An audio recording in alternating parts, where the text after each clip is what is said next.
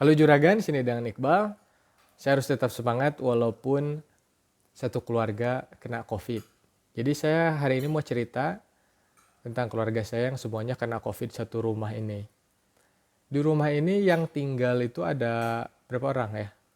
Satu, dua, tiga, empat, lima, enam. Enam orang ya. Enam orang ada saya, istri saya, ibu, ayah, adik saya, sama Samsul. Tujuh.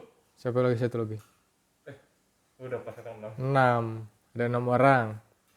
Nah, awal mulanya kena COVID itu tanggal 24 Juni. Itu ibu saya dulu yang kena pertama.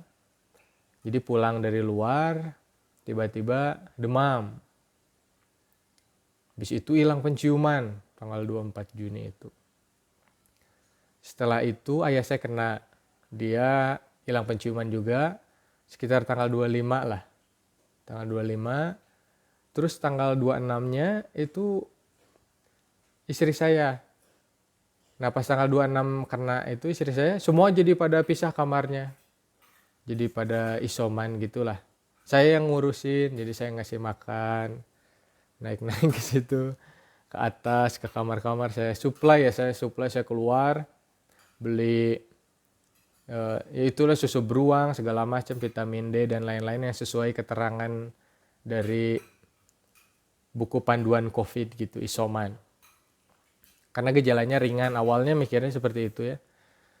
Nah, tanggal 27-nya si Samsul kena. Ini Samsul pada tahu ya. Teman saya, sahabat saya. Dia kena tanggal 27.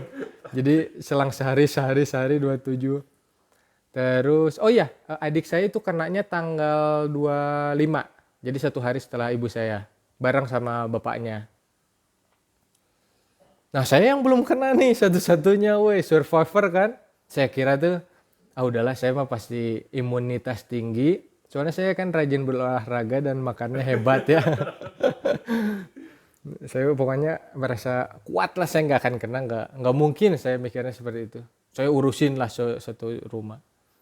Ternyata tanggal 30 saya kena. tinggal 30 saya kena, demam tinggi banget. Tunggap. Iya. Oke, saya ceritain dulu ya. Gimana rasanya kena COVID. Pertama saya dulu ya. Pas tanggal 30 itu saya demam hebat. Tapi demamnya itu beda sama demam kebanyakan. Kalau demam itu biasanya panas ya. Dan kebanyakan yang kena COVID juga demamnya panas. Kalau saya itu beda, saya dingin. Jadi badan saya dingin. Dipegang juga dingin. Suhunya juga saya nggak terlalu tinggi, 37-an. Jadi demamnya itu aneh, kayak demam kebalik gitu. Pokoknya pengennya selimutan, pengennya kepanasan lah saya pengennya. Kayak gitu rasanya. Jadi kayak panas dingin ya, meriang gitu ya. Hebat sekali meriangnya sampai pegel segala macam. Beda lah sama demam sakit biasa. Beda banget. Nah hari keduanya tanggal 1 Julinya saya ini batuk hebat. Jadi batuknya tuh sakit banget. Jadi pagi-pagi itu saya tiba-tiba kebangun, pengen batuk banget dan sakit batuknya. Jadi ada kayak dahaknya gitu. Terus batuknya edan lah. Pokoknya saya kira mau mati lah. Takut saya pokoknya. Udah takut banget. Nah, besoknya tanggal 2-nya penciuman saya aneh. Kalau orang lain itu kan pada hilang penciuman atau enggak, indera pengecapnya hilang kan. Nggak bisa ngerasa gitu. Kalau saya itu nyium bau busuk. jadi saya itu tidur gitu kan. Saya tidurnya udah sendiri ya, udah isoman aja semuanya, punya kamar masing-masing. Saya tidur, kata saya teh, bau apa ini, bau busuk loh. Baunya tuh kayak ikan busuk gitu. Nah itu jalan selama beberapa hari, 3 harian lah. Saya nyium tiap malam tuh, bau busuk apa ini ya? Bau busuk apa? Hidung saya busuk gitu, saya pikir gitu.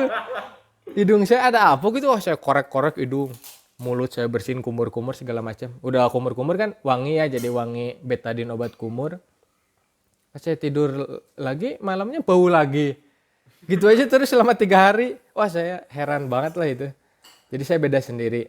Nah kalau yang lain itu semuanya pada hilang penciuman. Jadi hilang penciuman. Kalau ibu saya itu hilang penciuman sama perasa. Jadi yang paling parah lah ibu saya. Nah udah berjalan. Saya demamnya cuma 1 hari, habis itu hilang penciuman. Nah, yang lainnya ringan-ringan lah, cuman batuk, pilek gitu. Semua yang lain ringan kecuali ibu saya. Ibu saya itu sampai sesak. Untung saya udah punya alat pengukur oksigen. Jadi ketahuan waktu itu ibu saya sampai turun ke 93-an. Habis itu besoknya jadi 90, besoknya lagi 80-an, dan besoknya lagi yang paling drop itu sempat 75 kadar oksigennya. Nah, saya langsung panik dong ya kan. Langsung bawa ke rumah sakit, saya nyari IGD, wah pakai mobil, pergi. Pakai tabung oksigen, di rumah saya punya tabung oksigen, alhamdulillah punya. Jadi sambil pakai oksigen cari keliling ke rumah sakit. Rumah sakit nggak ada yang nerima. Jadi IGD penuh semua. IGD aja ngantri kan itu harusnya nggak ngantri gitu kan ya IGD. Wah panik lah pokoknya. Udah kayak sedih lah, saya udah mau nangis. Tapi ibu saya kayak yang sehat-sehat aja gitu, santai gitu. Nggak ada kayak mau pingsan atau apa, cuman napasnya cepat gitu. Kalau normal kan gitu. Ini udah cepat lah, udah nggak bagus lah kondisinya. Nyari rumah sakit nggak ketemu kan, akhirnya pulang lagi gitu. Saya tuh sedih lah, langsung saya konsultasi sama dokter online lewat Halodoc, kerabat segala macam semua ngasih resep obatnya. Jadi kayak obat dexamethasone, antibiotik segala macam gitulah, sama antivirus. Semua obatnya itu dapat kecuali antivirusnya. Jadi kebayang nggak, udah sama ibu saya sesak ya, terus saya nggak dapat obat antivirus. Antivirus di mana-mana nggak ada. Padahal harganya mahal juga itu, kalau saya beli 2 jutaan, sekitar 2 juta itu obatnya. Untuk dosis yang dibutuhin ibu saya gitu. Nyari kemana-mana kosong semua. Ya udah, jadi akhirnya nggak pakai antivirus, pakainya Husnul Hindi. Nah ini, bukan iklan ya. Itu katanya bisa ada antivirusnya juga katanya, tapi nggak tahu benar atau enggaknya. Pokoknya jadi tiap hari minumin itu. Alhamdulillah ibu saya makin hari makin naik. Jadi dari 75 itu ke 80 lagi. Terus jadi 80 atas jadi 89. Terus lama-lama 90, 91, 92. Sampai sekarang aja yang terakhir ibu saya udah di 96-an, 96, 97, 95 paling mentok. Jadi udah normal lah. Cuman nafasnya masih nggak normal, masih sesak gitu. Kayaknya harus ke dokter juga, masih harus ke dokter. Soalnya harus ke spesialis paru kayaknya. Soalnya takutnya ada awan di sininya. Soalnya napasnya masih agak pendek, tapi nggak sependek dulu ya. Nah, cuman rumah sakit masih penuh sampai sekarang. Jadi ini parah banget ya. Keluarga kita itu dapat kena COVID di saat yang sangat tidak tepat. Jadi kayak wrong place, wrong time. Sial lah bahasa Indonesianya mana, sial sekali. Lagi parah, ke rumah sakit penuh gitu segala macam. Jadi tapi alhamdulillah semua sekarang udah membaik. Saya mah emang cuma 3 hari itu doang, udah gitu ke depannya mah nggak ada apa-apa sih, gejala ringan lah, soalnya masih muda juga, terus nggak ada komorbid ya. Terus keluarga saya juga semuanya nggak ada komorbid, jadi aman. Sekarang semuanya udah sehat, udah hari ke, kalau dihitung dari tanggal saya aja udah hari ke-11, 12 ya, sekarang tanggal 12 ya. Iya, 12. Udah hari ke-12 hitungan saya, hitungan yang saya kan paling terakhir kenanya. Yang lainnya itu udah Ada 2 minggu. udah 2 minggu lebih. Terakhir di swab itu negatif semua, udah beres. Oh iya, saya juga lupa bilang ya, awalnya kita setelah kena semua di swab positif. Udah penyembuhan, sekarang swab negatif. Ya, jadi saya sembuhnya gimana nih, sama yang lain juga sembuhnya gimana, minum apa aja. Kita sebenarnya mah minumnya mah vitamin-vitamin biasa aja ya. Cuman makannya aja yang diatur, jadi lebih banyak makanan berprotein dan bergizi. Buahnya jangan lupa, minum air putih harus banyak banget, jadi sampai kita pengen pipis terus lah, minum air putihnya sampai kayak gitu. Soalnya pas kita minum air putih itu, COVID ini kan batuknya kering ya, nggak ada dahaknya kan. Kalau kita minum air putih banyak, itu nanti jadi ada dahaknya. Kalau saya pengalaman gitu, jadi saya minum banyak, nanti setiap pagi itu saya buang dahak banyak. Pagi sama malam, itu buang dahaknya banyak banget. Jadi kayak lega gitu si dada tuh. Asalnya saya sempat sesak juga hari pertama itu, yang batuk hebat itu agak sesak. Tapi setelah saya minum air banyak itu keluar. Nah itu salah satunya air putih. Dan yang paling penting itu vitamin D. Vitamin D 1000, pakai aja Proof D, ini murah. Saya minum ini. Terus minum apa namanya? Bukan B kompleks, apa namanya? Yang model Vita Z gitu. Itu tuh apa sih namanya? Pokoknya yang ada kandungan zinc, ada kandungan vitamin C-nya, vitamin D, vitamin E, segala macam itu yang satu paket itu. Saya belinya Vita Z. Itu minum itu. Terus udah sih saya cuma minum itu aja, cuman vitamin Proof D, minum apa? D3 1000, terus minum Vita Z. Sama apa lagi ya? Proof D, Vita Z. Buah pisang. Ya, itu kan udah ada di Vita Z.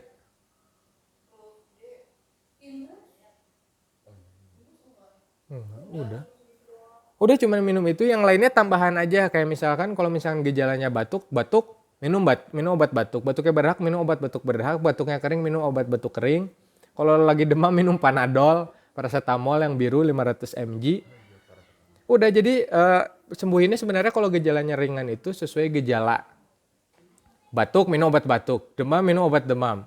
Gitu aja. Cuman vitaminnya itu harus D3 1000 yang tadi saya udah sebutin lah, diulang-ulang lagi ya. Sama berjemur, jangan lupa. Berjemur tiap pagi jam 8 atau jam 9, jam 10. 15 sampai 30 menit maksimal. 30 menit ya. Sama makan 1 butir telur rebus 1 kali sehari. Terus minum air lemon hangat. Itu membantu banget meredakan sakit tenggorokannya. Ininya kalau misalnya teman-teman nanti kena COVID ya, yang gejalanya ringan kayak saya, itu pasti merasakan yang namanya sakit tenggorokan yang perih sekali. Seperti sariawan tapi ada di semua tempat tenggorokan. Perih lah pokoknya. Ya seperti itu. Ya jadi segitu cerita saya survive dari COVID dengan kondisi rumah sakit penuh. Terus nelpon layanan COVID cuman dibilang, "Oh, saturasinya berapa? Di atas 90." "Oh ya udah kalau gitu ini mandiri aja," terus dikasih resepnya gitu doang. Udah ngeri sekali lah. Saya kalau kasih tahu malah nanti orang-orang jadi takut, jadi mending nggak usah. Pokoknya tetap stay positif aja kalau misalkan teman-teman kena COVID, nanti pasti sembuh sendiri. Soalnya virusnya itu hilang sendiri dalam 2 minggu maksimal. Ya segitu aja paling ya. Ya pokoknya buat teman-teman yang lagi terkena COVID, tetap semangat, jangan takut. Jaga imunitas. Iya, jaga imunitas. Pokoknya makannya yang benar lah. Pokoknya jangan sampai malas makan. Kalau udah sampai malas makan, drop, nanti sesak segala macam, harus ke rumah sakit loh. Jadi makannya harus masuk terus. Kalau pengen muntah makan, misalkan lagi nggak enak karena demam terus, ya makannya sedikit-sedikit aja. Sedikit 2 suap gitu. Nanti 2 jam lagi 2 suap gitu. Diatur aja pokoknya makanan jangan sampai enggak, kalau enggak nanti diinfus. Kalau di IGD itu pada udah nggak bisa makan, jadi diinfus. Itu jangan sampai kayak gitulah. Pokoknya semangat aja ya. Kalau ada pertanyaan langsung komen di bawah, saya jawab sebisa mungkin.